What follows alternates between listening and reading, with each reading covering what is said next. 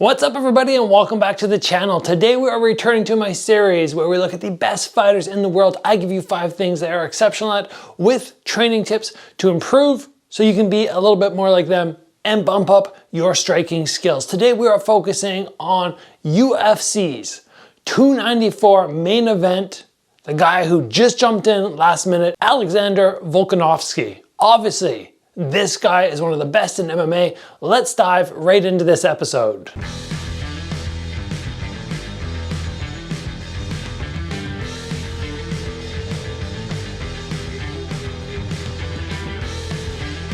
When we look at all-time greats, like people who go above and beyond the competition, Volkanovski has to be in this conversation at this point. I mean, he's just been so dominant at his weight class. He's even been willing to jump up. He's taking fights on short minute notice. Really, he's just proving that he is one of the best ever. And we have to look at this guy. I'm sorry I haven't got to him earlier on this series, but there's just so many guys to cover and I have other episodes I want to make. But yeah, we're gonna get to him today. Keep in mind, I have so many other people down in the description below there. You can probably find some like 28 other episodes I've done. McGregor, Canelo, Volkov. There's so many people. You can just watch those at your leisure and take in so much information. Let's get into Volk. One of the very first things that I notice about this guy when I see him moving around is he's constantly faking. He's switching stances, he's lifting the leg, and he's always putting his opponent at unease. The feints, I feel like, are such a massive part of MMA because the gloves are smaller. If you step in like kickboxing, you just have your hands here and you just start wailing away, eventually you are gonna get caught. You're gonna get hit.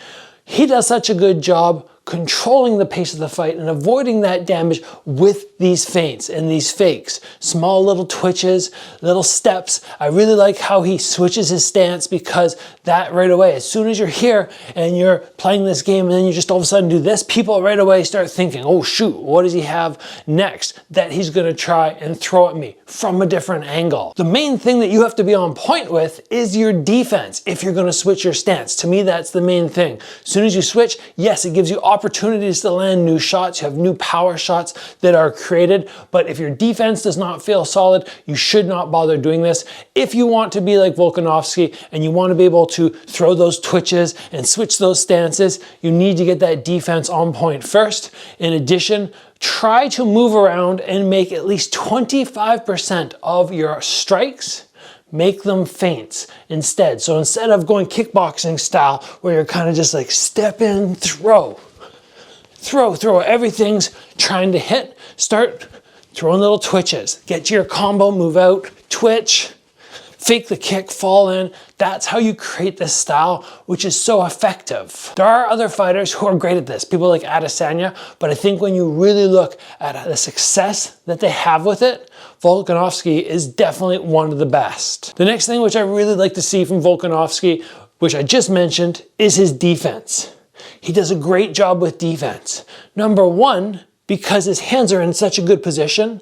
Number two, because he's so good at stepping back. When he sees somebody start to throw, the number of times that people throw and he just makes them miss, that's great. And number three, he knows how to roll with shots. When he does get caught with a round kick or something, he doesn't stay square and try and then his head gets moved. He kind of rolls with it and it lessens the impact, which means he doesn't take a whole lot of damage. Yes, the guy does get hit, but really, is he getting hurt? That is the difference. I don't think I've seen a fight where I went, whoa, he's rattled, he's really, really hurt. And if it does happen, because I have not watched all his fights, it is not frequent. And that is super impressive. If you're wanting to up your defense, first thing, make sure that when you do your bag work, you do your shadow boxing, you're not just thinking offense, offense, offense. If you do offense enough, in my opinion, it should almost become a muscle memory thing where you don't have to be really putting all your mindset into it. You can just be throwing and not really thinking. I could probably do math in my head right now, some sort of division. Somebody could call out things like, yeah, 48 divided by 6 and I could go 8. 25 divided by 5, I could go 5. It's not hard math, but you get the idea. But all of a sudden, if I'm starting start going, okay, I've got to throw, I've got to get defensive. Now all of a sudden it starts becoming a lot more difficult to think about anything on the outside. So what you can do is make sure you add that defense into your shadow boxing, you add it in to your bag work, and then hopefully it starts to come out more in other avenues, hopefully sparring. And of course, you're always welcome to grab somebody from class and just say, can you just throw for 2 minutes?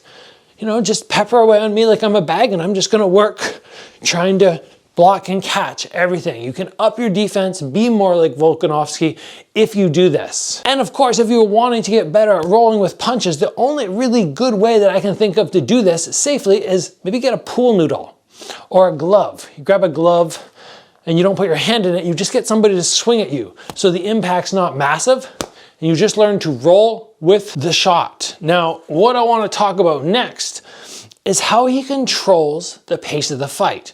Of course, he's utilizing his defensive skills, which help control the pace of the fight because people are not wanting to engage as much because they're going, oh, maybe I'm not landing. He also does a great job with his feints, twitching and all that kind of stuff to control the pace of the fight. But really something that is amazing to me is how he can just move around, and you'll see people and they won't throw. And part of that is because, of course, he does have power. I mean, somebody coming from the weight that he used to walk at when he played rugby and dropping, he hits hard. And then all of a sudden when you take in the other aspects about the feints, being extra concerned, the stance switching, the good defense, it allows him to be like, okay, you know what? I don't have to step in and just go, I'm gonna throw 5 or 6 shots, stand there, block some shots, throw some more. He's an intelligent fighter and he's able to control the output of the pace because of that. This is a massive strength. And this is something which you can train. Pretty easy, actually. You just have to make yourself think of it when you're in your next sparring session. See if you can step in and be like, we're gonna engage when I want to engage. As opposed to, oh, I'm gonna stand here, let the guy come in, I'm gonna block, and I'm gonna be more like a punching bag. I'm gonna let him throw when he wants to throw. You're gonna be moving around more, you're gonna do some twitching. Every time they go to throw, they go to engage, you back up. If they chase you aggressively, you're gonna have to back up and hit them or back up and catch an angle.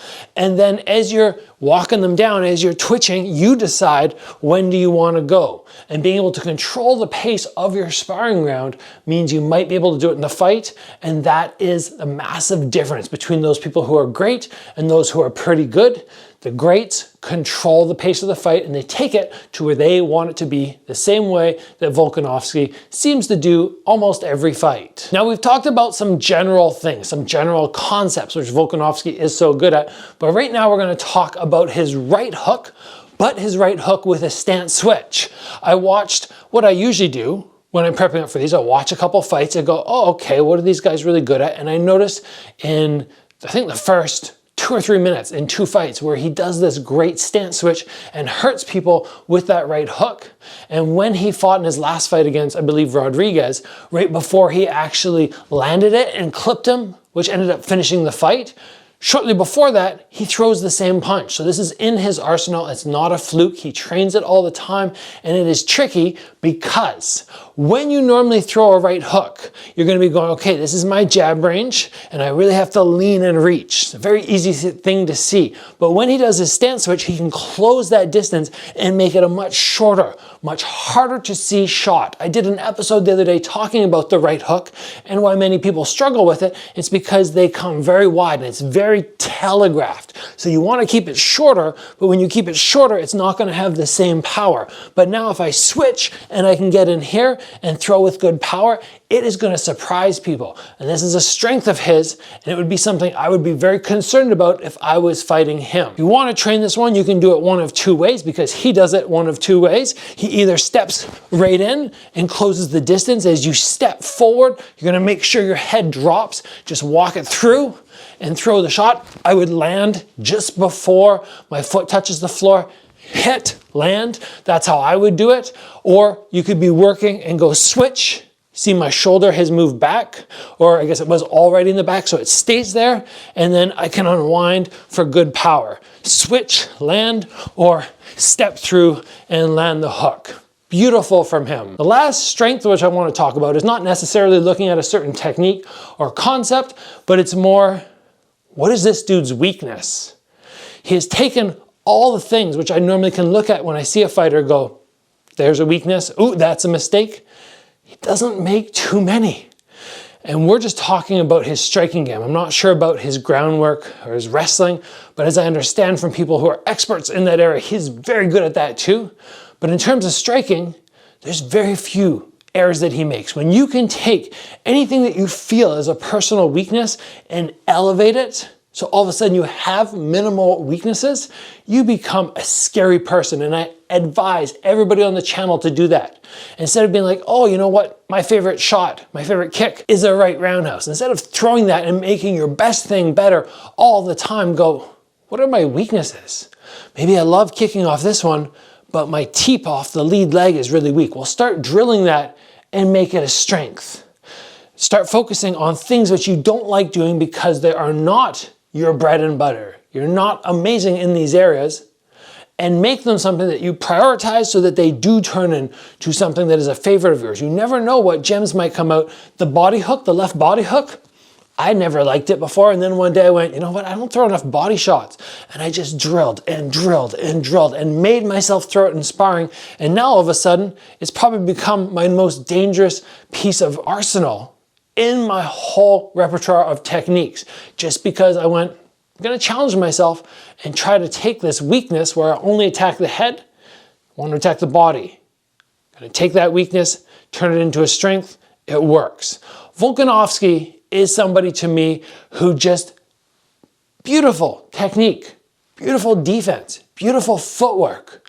There's so many elements of him where I go, ooh, it's really hard to dial in on a weakness. And if you can do that for yourself, you're only going to increase your skill level by so much. Think of how hard it is to improve upon something that you're really good at. You get like 5% better and it's gonna be hard to improve. Something that you're terrible at, if you improve by a little bit, it might be like a 50% jump.